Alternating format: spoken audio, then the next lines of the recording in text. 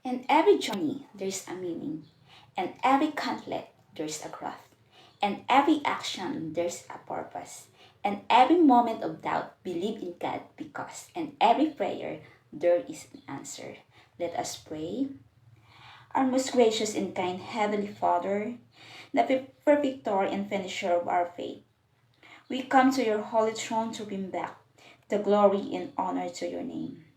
Father, we are so thankful for the privilege to worship Thee, and we are so blessed that you had gathered us here once again as a family to acknowledge and praise you. Thank you so much, Lord, for all the blessings that you poured each day. And dear Father, as we study your word today, may your holy angels be in the midst of us. And may your holy presence be restored in our hearts that whatever we do, this Sabbath day, be in accordance to your good will. Lord, please help me as we deliver your word today. Give me a knowledge and wisdom so that we may able to understand the message that we heard today. Lord, cleanse us our hearts and mind so that we may able be worthy to you. Thank you, Lord, for everything and for loving just as we are, because we pray all of this in the sweetest name of the Lord Jesus Christ. Amen. So, isang maligayang araw po ng Sabado po sa inyong lahat at happy Sabbath mga kapatid. So, ako'y natutuwa at nagagalak sa araw na ito na kung saan po tayo ay nagsasama upang purihin at sambahin ang ating Panginoon bagamat tayo ay nasa pandemic at narito tayo ay nasa kanya-kanyang tahanan at tayo po ay nagpupuri at nagsasamba para sa ating Panginoon sa araw na ito. At ang inyong lingkod po ay narito sa malayong lugar na kung saan po ay lugar po ng isla ng Oriental Mindoro. Ayan, so nagpasalamat ako kay Ma'am Jocelyn na kung saan binigyan ako niya pagkakataon na magkaroon po dito ng isang programa na kung saan ay isang mensahe na nagmumula po sa ating Panginoon. So ngayong hapon, gusto ko po ang ipakilala sa inyo ang inyong likod. Ako nga po pala si Lysel Cesar, isang pong missionary from Oriental Mindoro. Sa kasalukuyan po ay nagtuturo ngayon bilang isang missionary sa mountain po ng Oriental Mindoro, isang buhid sa under po ng aming Pastor Robert Dulay ng aming Adventist World Radio. Ayan, so tayo po ay patuloy sa ating paksa sa hapong ito. Kundi ito po ang ating paksa sa hapong ito ay makikita, ito ay ating tema ay ang pag-asa na hindi nakikita na tunay na pag-asa. Ang pag-asa na hindi nakikita ay hindi tunay na pag-asa. Ayan, so napakaganda po ang ating topic sa hapong ito. Ang tunay na pag-asa daw ay hindi nakikita ay hindi tunay na pag-asa. So ating makikita sa Romans chapter 8 verse 28, kung ating pumabasahin ang ating kasulatan, nasasabi po dito, sapagkat tayo iniligtas sa pag-asa, datapwat ang pag-asa na nakikita ay hindi pag-asa, kaya sino nga ang umaasa na nakita? So, mahalaga si isang tao na magtaglay ng pag-asa. Tama po ba mga kapatid? Sa mundong kasalukuyan natin na ating ginagalawan ngayon, talastas natin ating kailangan na magkaroon na masasandalan, mapagkakandungan at masasalayan ang pag-asa. At sa mga lingkod ng Diyos, walang ibang pag-asa sa kanilang buhay, kundi ang Diyos nagbigay ng pag-asa sa lahat. So, ang ibig sabihin po ay mayroon po tayong pag-asa. Ang nagbigay sa atin ay ang ating Panginoon Diyos. Yan. So, sa Awit chapter 71 verse 5, sinasabi po dito, sapagkat ikaw ang aking pag-asa o Panginoon Diyos, ikaw ang aking tiwala mula sa aking kabataan. Ngunit, yan ito sa tinatanong, ngunit paano malaman ng isang lingkod ay nagtataglay ng pag-asa sa Diyos? Yan po isang kapatid na katanungan sa atin. So, yan po ay masasagot po natin sa Awit chapter 78 verse 7. Nasasabi po dito, upang kanilang mailagak ang kanilang pag-asa sa Diyos at huwag kalimutan ang mga gawa ng Diyos, kundi ingatan ang kanyang mga utos. Ang tunay na taglay ng pag-asa sa Diyos ay hindi lumilimot sa lahat ng mga gawa ng Diyos. Nalalaman natin ang Diyos ang gumagawa ng lahat ng mga bagay. Ayan, maging tayong mga tao ay kanyang nilikha. Ang pag-asa ng Diyos ay makilala sa isang taong nag-iingat ng kanyang mga utos. Napakaganda ang text po ng ating binasa dito sa Awit chapter 78 verse 7. Yan. May mga taong pong nasasabing nagtatalay ng pag-asa, subalit sa panahon ng kabagabagan, yan, mga panganib, mga suliranin, mga pagsubok, sa buhay at nasupungan sa minsan ng lupaypay, nawawalan po tayo agad ng pag-asa. Pero, ang sabi dito, hindi ganito ang mga lingkod ng Diyos. Hindi po tayo mga lingkod ng Diyos kung tayo po ay kaunting pagsubok lamang sa ating buhay. Tayo ay nawawalan ng pag-asa. Yan, sapagkat inilagak nila ang kanilang pag-asa sa Diyos anuman ang dumating.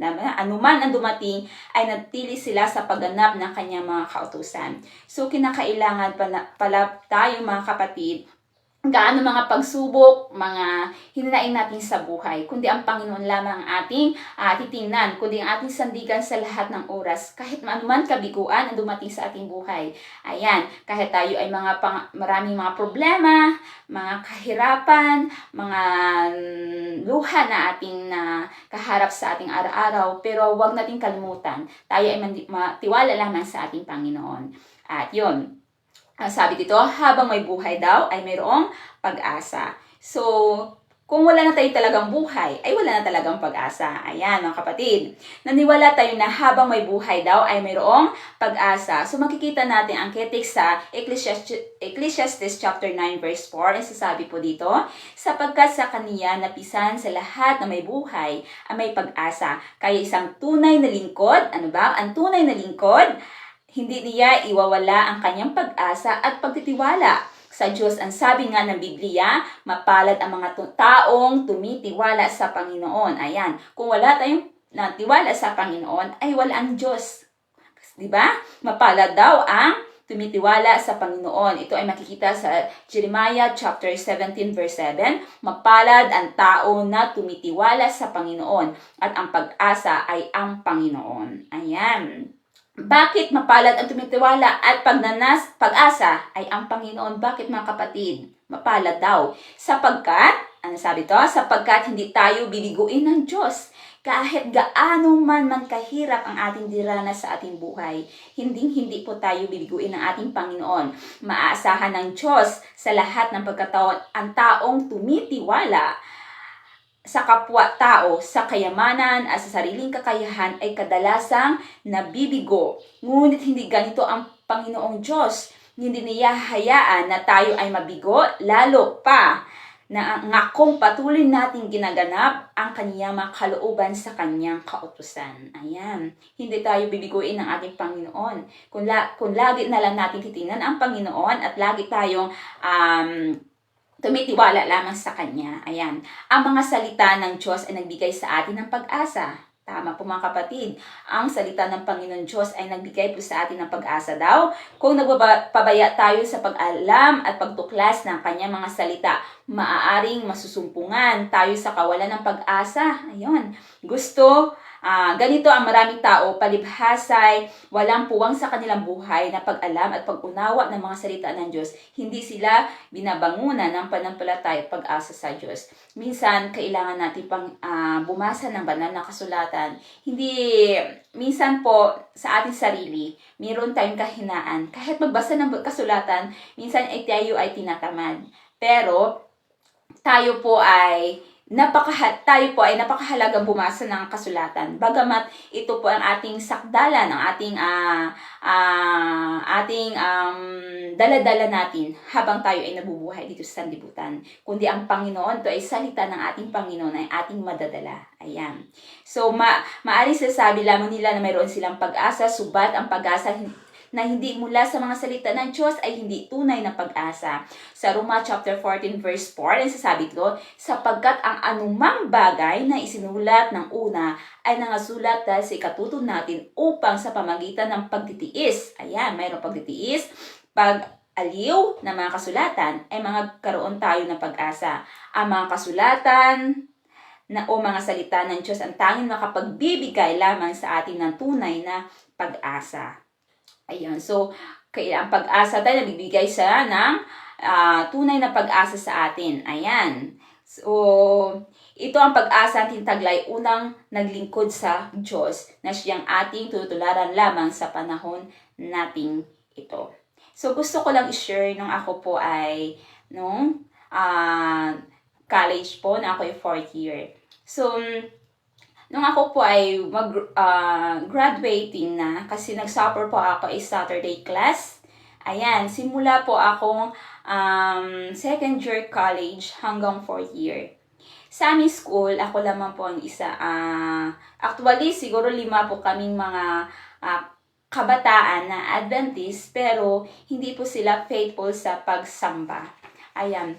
So, gusto ko i-share sa inyo talaga ito na bilang isang kabataan, hindi madali na kapag hindi sa ating school na institution na makapag-aral tayo. Ayan, simula po ako ng 2nd year ay nagsasuffer na po ako sa major subjects. Ayan, hanggang 4th year. So, na-realize ko noon na sana hindi na lang pumasok sa private school na sa labas. Kumpara naman po sa ating Adventist school na institution na maayos at walang Sabbath. So, ngayon, na-problema po ako dahil sa araw ng Sabbath ay hindi, meron po akong klase at hindi ako makapag-attend dahil ay Sabado nga. So, hanggang ako ay naging third year college na, nahihirapan na po ako sa lahat ng subject ko dahil hindi ko na makaya kasi ang lahat na iiwan na aking mga subject ay puro lahat ay major. So, kinakailangan ko ay kukunin ko para bawasan din ang aking mga units or aking mga subjects sa aking klase ko. And then, nung ako ay naging 4th year na, lalo ako nung nag-suffer. Sumabay yung thesis ko. Yung thesis ko ay pang Sabado. Sabi ko na yan, ma'am, pumunta ako doon sa aking home din, ma'am. Pwede po ba na ako po ay hindi makapag-aral ng Sabado? Pero inuna ko muna po yung aming din. Kasi nga po, gusto ko lang i-alam sa kanila na ako ay isang Adventist na hindi pumapasok. Pagpunta ko po doon sa loob po ng den, sabi niya sa akin, kasi dala-dala ko po yung sulat galing po sa pastor at sulat po sa ating conference na mga Adventist ay bawal na pumasok ng araw ng Sabat. Ayan, dala-dala ko po yung. Pagdating ko dun sa office, sa dean office, ang sabi niya sa akin, Lysel, sabi niya, bakit ang ibang Adventist, ibang mga kaklase mo ay pumapasok ng araw ng Sabat at bakit ikaw ay hindi pumapasok ng araw ng Sabat? Sabi niya sa akin, ma'am, ang sabi ko sa kanya, ma'am, ako po ay iiba sa kanila. Ako po ay hindi naaayon po sa kanilang ginagawa. Kasi ako po ay faithful na araw na Sabat ay sumisimba, ma'am. Sabi ko na kayo, iba po ang aming pananampalataya. May sarili po kanya-kanya ka po kaming kaligtasan. Ayan. So, nandun kami na sa office. Tapos ay, ang sabi niya sa akin, ay okay. Binasa yung letter na yon na binigay ng pastor at galing conference na may mga perma na binabawal na araw ng Sabat na hindi kami makapag-attend dahil sa klase namin. Ayun, pagdating ko po doon sa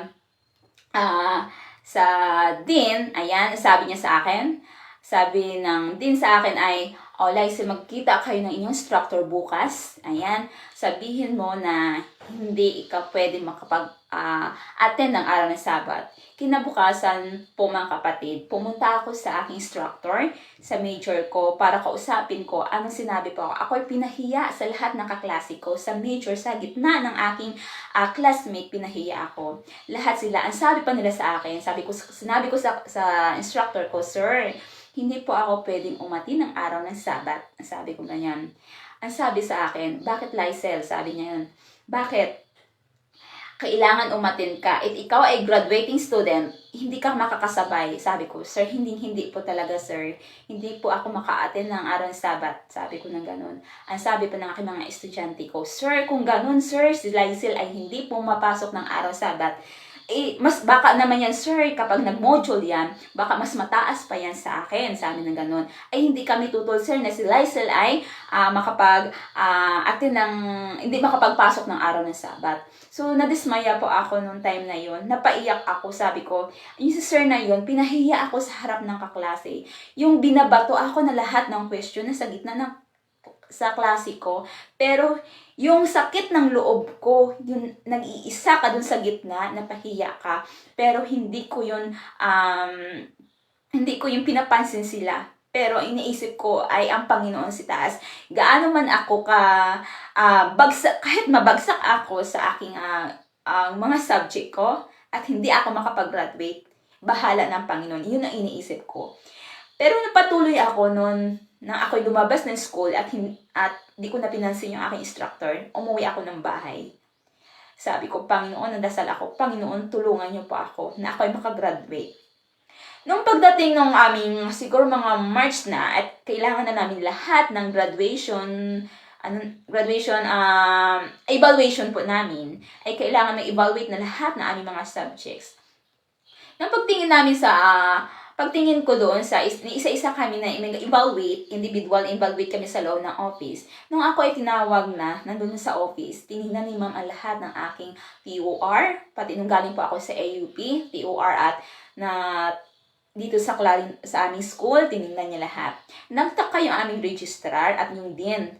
Ay, Lysel, sumabay din ka pala sa gagraduate ngayong taon. Nagtaka, hindi mapaniwala yung aming dean at ang aming registrar na kung saan ako ay makagraduate. Actually, mga kapatid, hindi ako nakapag-attend ng araw ng Sabat. Lahat po yan module. Kahit pinahirapan nila ako, kahit maraming pagsubok sa aking buhay, never po akong nagsimba sa araw ng Sabat. Kasi umaasa lamang ako sa Panginoon. Kahit bagaman maraming pagsubok sa aking pag-aaral, pero hindi niya ako pinapabayaan ng ating Panginoon. Sana bilang mga kabataan, maging faithful po tayo kahit ang mga pagsubok ang dumating sa ating buhay. Mayroong pag-asa pa rin naghihintay ang ating Panginoon. Huwag nating kalimutan ang Panginoon ay nandiyan na handang tumulong kahit anuman oras ng ilangan kung tayo lamang ang tiwala at humihingi sa ating Panginoon. Ayan, sabi pa dito. Ayan. 3 bagay na dakila at kailangan taglayin ng nating mga tao samantalang pansamantala tayo narito sa magulo at masalimuot na sanlibutan. Ayan. 3 ito na natili. So, makikita sa 1 Corinthians chapter 13 verse 13, ang sasabi dito, datapwat tayo natili ang 3 ito, ang pananampalataya, ang pag-asa, at ang pag-ibig. Ayan, may 3 po. Ano daw po ang una? Ay ang pananampalataya daw, ang pag-asa, at ang pag-ibig. Ngunit, ang pinadakila sa mga ito ay ang pag-ibig. Ayan, pag-ibig po. Di ba po? May kasabihan daw ang pag-ibig. Ayan. Actually, kapag sa pag-ibig talaga ay mahirap mag-umibig. Ayan. Bagamat ang pag-ibig ay pinakadakila, hindi maikakaila ang kapwa, mahalaga magtaglay ng pag-asa at ng pananampalataya.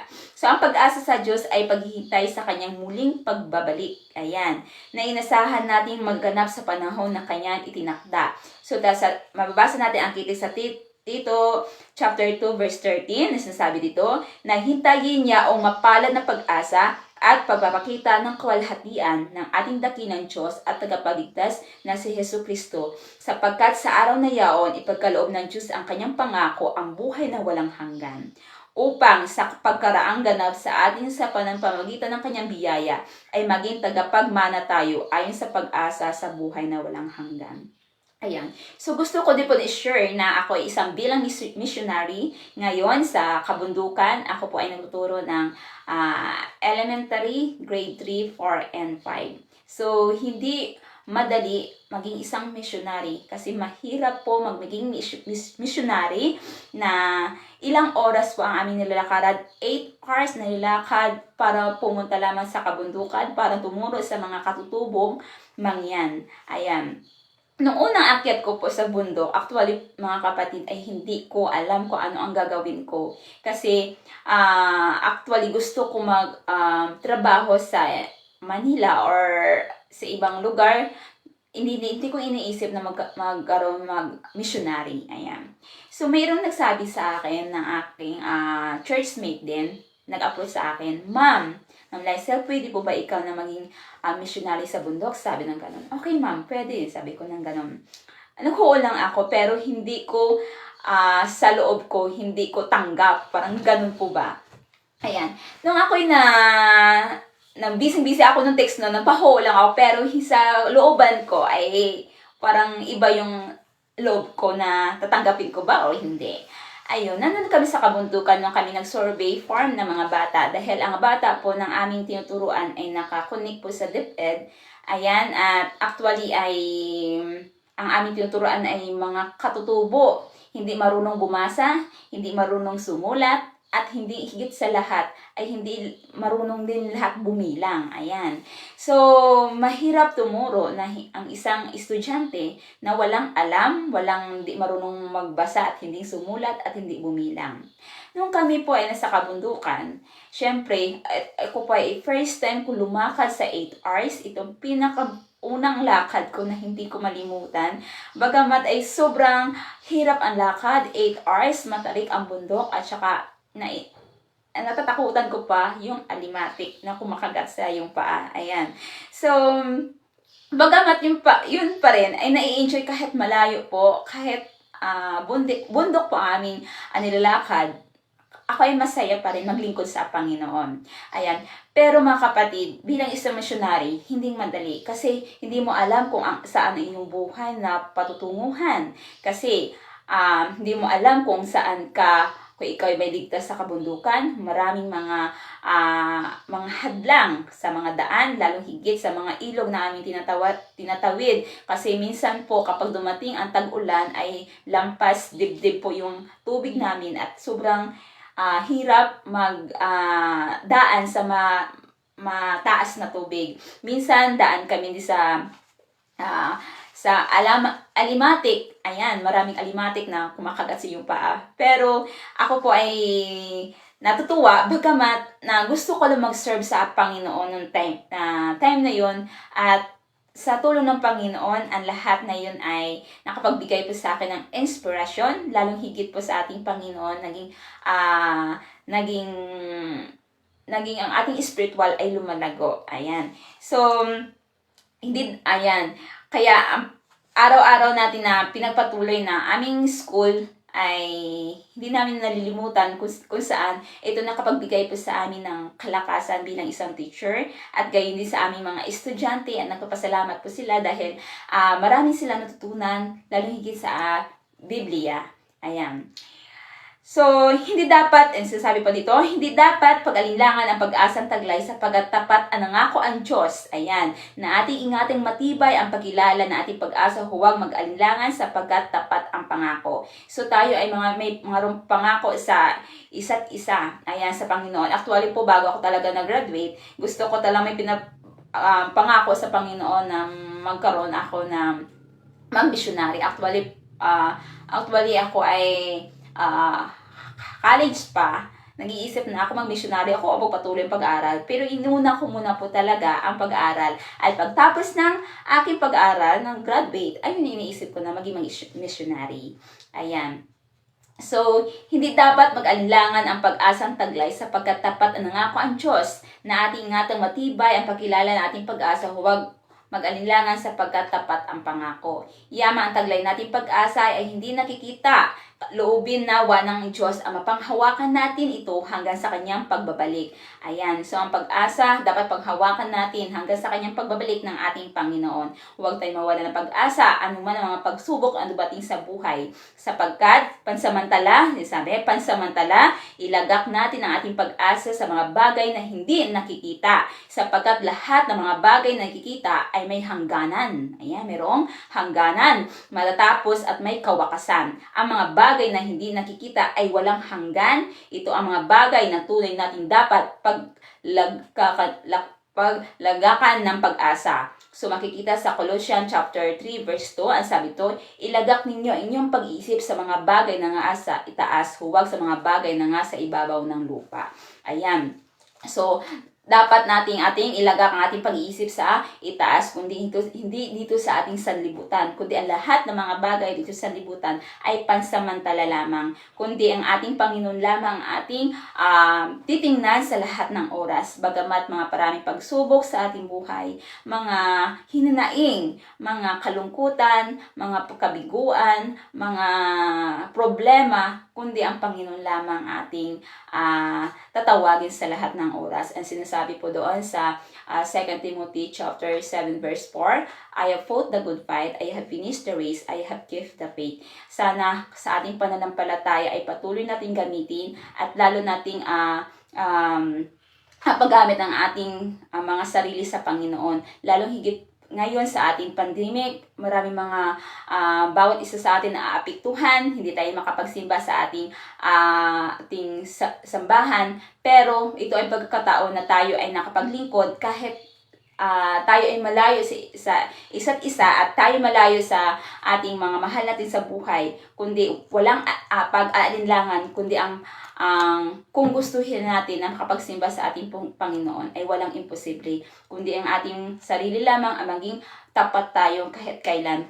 Kahit sa pagdating ng ating Panginoon, ang Diyos lamang, at alam po natin ang panahon ngayon ay malapit nang dumating na tayo ay sama-sama magsalubong sa kanyang pagbalik. At nawa sa hapong ito ay makapagbigay sa ating inspirasyon sa aking kaunting mensahe na walang iba kundi ang pag-asa ang nabigay po sa ating buhay at lagi natin tandaan na tayo po ay maging faithful na kasama ng ating Panginoon sa kanyang ikalawang pagbabalik. Nawa sa hapong ito ay makapagbigay po sa inyo ng kaunting kaalaman at kaunting salita na nagbibigay sa inyo ng kalakasan sa ating pananampalataya. At nawa, ito lamang po at maraming salamat at happy Sabbath sa inyong lahat.